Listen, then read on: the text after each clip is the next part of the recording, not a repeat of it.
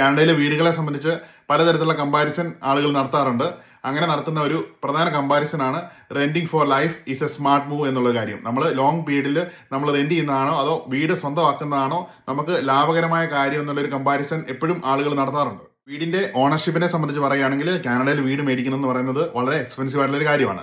നമുക്ക് മോർഗേജ് ഉണ്ട്, അതുപോലെ പ്രോപ്പർട്ടി ടാക്സ് ഉണ്ട്, ഇൻഷുറൻസ് ഉണ്ട്, അതിന്റെ മെയിൻ്റനൻസ് കാര്യങ്ങൾ എല്ലാം ഒരു ഓണർ എന്ന നിലയിൽ നമ്മൾ ടേക്ക് കെയർ ചെയ്യണം. പക്ഷേ ഒരു റെന്റിങ്ങിന്റെ കാര്യത്തിൽ വരുമ്പോഴത്തേക്കും നമുക്ക് എന്തെങ്കിലും വീടിന് ഒരു റിപ്പയർ വന്നു, നമുക്ക് എന്തെങ്കിലും അതുമായിട്ട് റിലേറ്റഡ് ആയിട്ടുള്ള ഒരു കാര്യം വന്നു കഴിഞ്ഞാൽ നമ്മൾ നേരെ ലാൻഡ് ലോണിനെ വിളിക്കുന്നു, അവർ അതിന്റെ കാര്യം ടേക്ക് കെയർ ചെയ്യുന്നു. നമ്മൾ ജസ്റ്റ് മാസം റെന്റ് കൊടുക്കുന്നു. മറ്റുള്ള കാര്യങ്ങളെ പറ്റി ഒന്നും നമ്മൾ കൂടുതൽ പറയേണ്ട കാര്യമില്ല. കാനഡയുടെ കാര്യത്തിൽ നമ്മളൊരു ലോങ് പീരീഡ് നോക്കിക്കഴിഞ്ഞാൽ ഒരു 10 ഇയേഴ്സ് അല്ലെങ്കിൽ 20 ഇയേഴ്സ് നോക്കിക്കഴിഞ്ഞ് കഴിഞ്ഞാൽ നമ്മൾ ലോങ് പീരീഡിൽ നമ്മൾ റെന്റ് ചെയ്യുന്നത് ഒരു ലാഭകരമായ കാര്യം നമുക്ക് ഒരിക്കലും പറയാൻ പറ്റത്തില്ല. കാരണം നമ്മൾ ഇന്ന് കൊടുക്കുന്ന റെന്റ് ആയിരിക്കില്ല മേ ബി ഒരു 3 ഇയേഴ്സോ 4 ഇയേഴ്സോ കഴിഞ്ഞിട്ട് മാർക്കറ്റിലുള്ളത്. അപ്പോൾ അങ്ങനെ ലോങ് പീരീഡ് നോക്കുമ്പോഴത്തേക്കും എപ്പോഴും നമ്മൾ സ്വന്തമായിട്ട് കാനഡയിൽ ഒരു വീട് മേടിക്കുന്നതാണ് ലാഭകരമായ കാര്യം എന്ന് നമുക്ക് പറയേണ്ടി വരും. ഒരു ലോങ് പീരീഡ് നമ്മൾ റെന്റ് കൊടുക്കുമ്പോഴത്തേക്കും നമുക്ക് നമ്മൾ കൊടുക്കുന്ന മോർഗേജിലേക്ക് അല്ല, നമ്മൾ ജസ്റ്റ് ഓണറുടെ ഇക്വിറ്റിയിലേക്കാണ് നമ്മൾ കൊടുക്കുന്ന റെന്റ് പോകുന്നത്.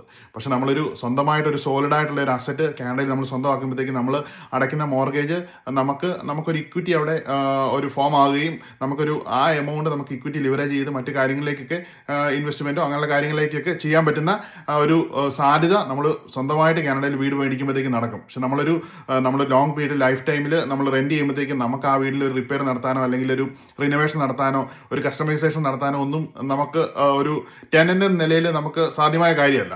നമ്മൾ ലോങ് പീരീഡ് നമ്മൾ കാനഡയിൽ ജീവിക്കാൻ ആഗ്രഹിക്കുന്ന ആളുകൾ എന്ന നിലയിൽ നമ്മൾ വീട് സ്വന്തമാക്കുക എന്നുള്ളൊരു കാര്യമാണ് ഒരു പ്രധാന കാര്യം. നമുക്കത് ബഡ്ജറ്റ് ചെയ്ത് നമുക്ക് ഇന്നോ അല്ലെങ്കിൽ നാളെയോ മേടിക്കാതെ നമുക്ക് ബഡ്ജറ്റിൽ ഒതുങ്ങുന്ന രീതിയിൽ നമുക്കൊരു ഡിറ്റാച്ച്ഡോ സെമി ഡിറ്റാച്ച്ഡോ ടൗൺ ഹൗസോ നമുക്ക് ബഡ്ജറ്റിന് ഫിറ്റ് ആകുന്ന ഒരു കാര്യത്തിലേക്ക് ലോങ് പീരീഡിൽ പ്ലാൻ ചെയ്ത് മാറുക എന്നുള്ളതാണ് ഒരു ലൈഫ് ടൈം റെന്റ് കൊടുത്ത് താമസിക്കുന്നതിനേക്കാൾ നല്ലതെന്ന് നമുക്ക് പറയേണ്ടി വരും. കാനഡയിൽ സ്വന്തമായിട്ടൊരു വീട് എന്നൊരു സ്വപ്നം കാണുന്നുണ്ട്. നിങ്ങൾ കുറേ നാളുകളായിട്ട് റെന്റ് കൊടുക്കുന്നു, ഒരു പ്ലാൻ ഉണ്ടാക്കി ഈ ഒരു സ്വന്തം വീട് എന്നൊരു സ്വപ്നത്തിലേക്ക് എത്താൻ താല്പര്യമുണ്ടെങ്കിൽ താഴെ കാണുന്ന നമ്പറിൽ നിങ്ങൾക്ക് കോൺടാക്ട് ചെയ്യാം. Have A wonderful day.